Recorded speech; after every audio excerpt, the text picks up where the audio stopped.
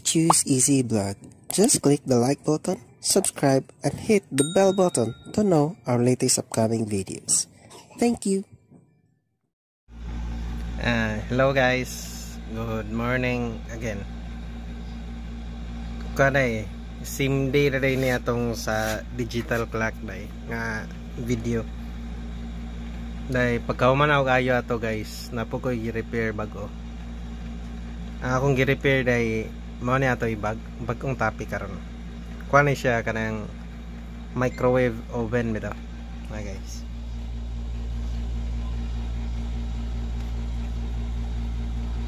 Kuha ni siya, ang brand ani niya is Sharp.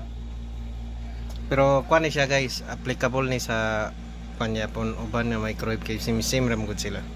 Guys. Na-open na to na ko siya. Motor ni ang kuan, yang magnetron o nara capacitor niya guys. Na guys.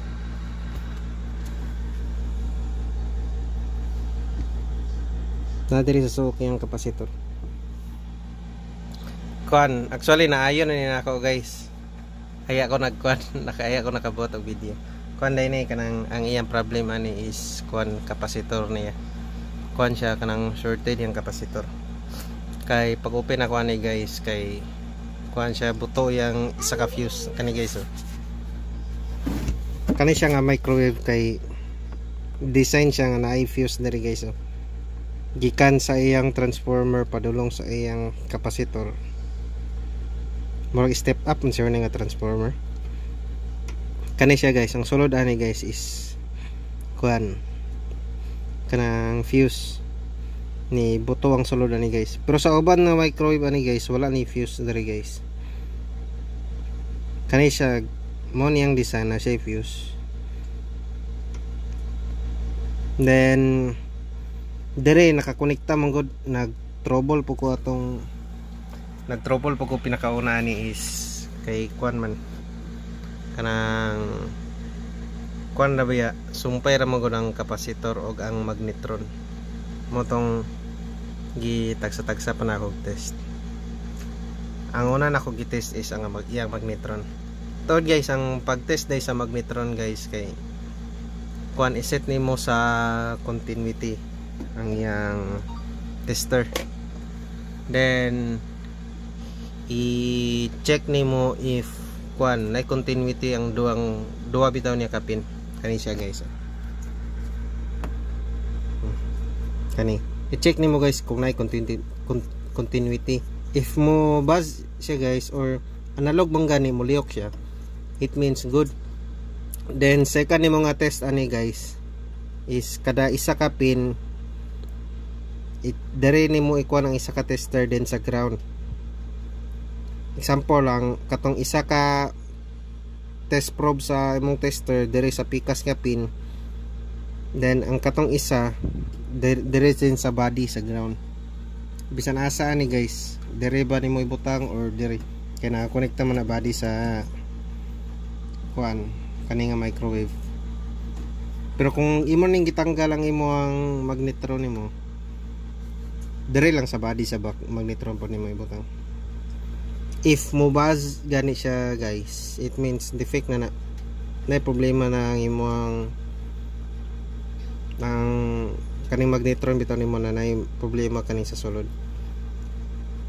Kung wala man gani, kanina pong isa ka kuan niya guys pin, ibutang nimo ang isa ka test probe sa tester dito sa iyang ground body, then ang isa diri.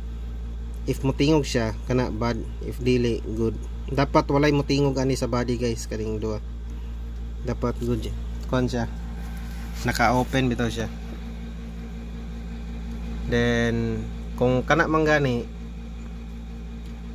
kung pag-test man gani nimo sa imong magnetron kay good, proceed na din ka sa kuan sa iyang sana capacitor.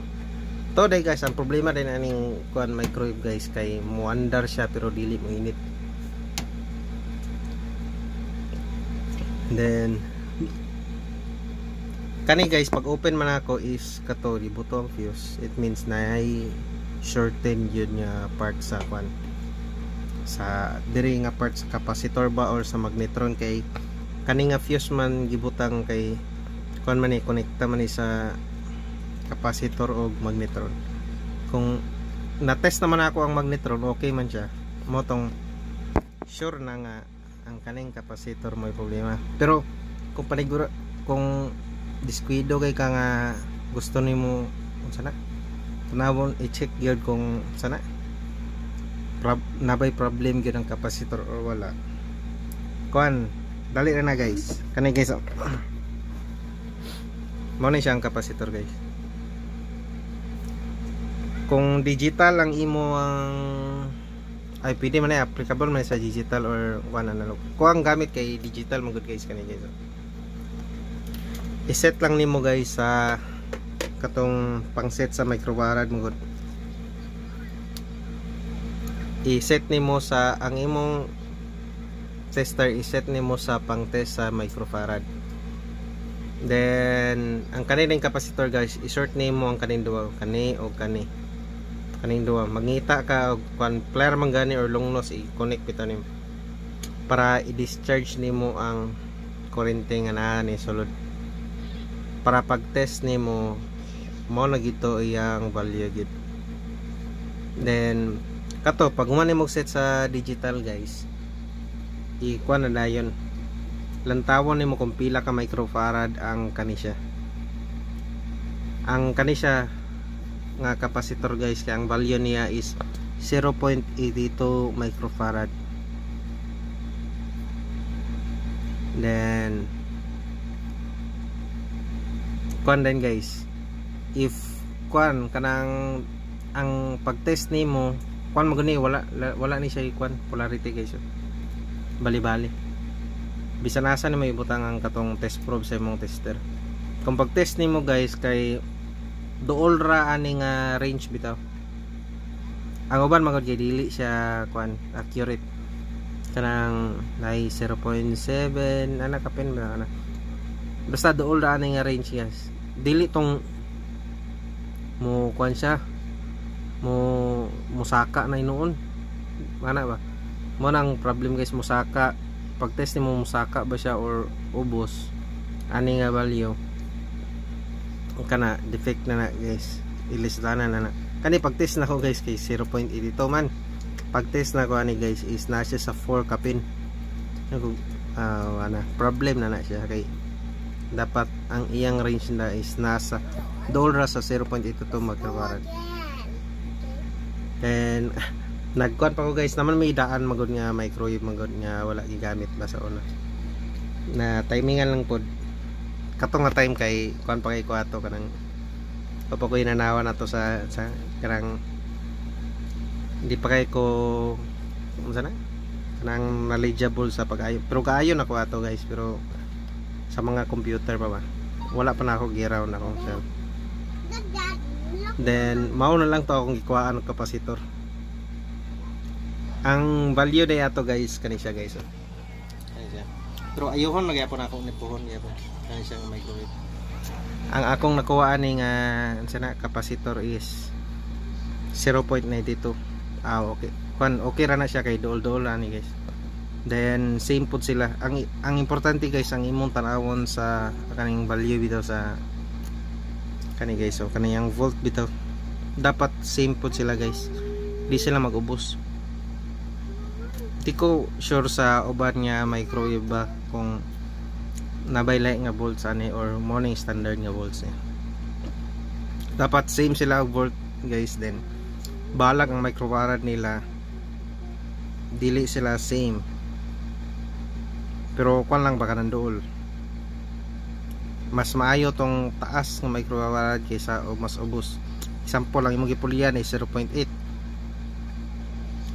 kung ang imong ipuli pod 0.1 dili na ginamuhatag gid sa iyang sakto yung kainit ana ba kay yang microfarad man mao man ay nagdala magud sa katason ka-maintain sa iyang voltahe bitaw sa iyang sulod, kumbaga mura siya ampere niya ana ba. Pero mas nagkadako yung value guys, kuan pod sana kusog ang kuryente nga iyang inalabay. Kuan ba, nagkakusog ang iyang amperahe murag silbi na guys. Then hope guys nga kuan namoy natun-an na pod nga karong adlaw. Kanili guys, kuan okay na siya guys. Then katupag sa wala naka-subscribe, hope nga kuan na mo subscribe, then kuan pod kanang click pod the bell button aron updated mo sa akong mga latest nga videos. Then thanks din sa inyong support guys, na hope nga di mo magsaba og support. God bless.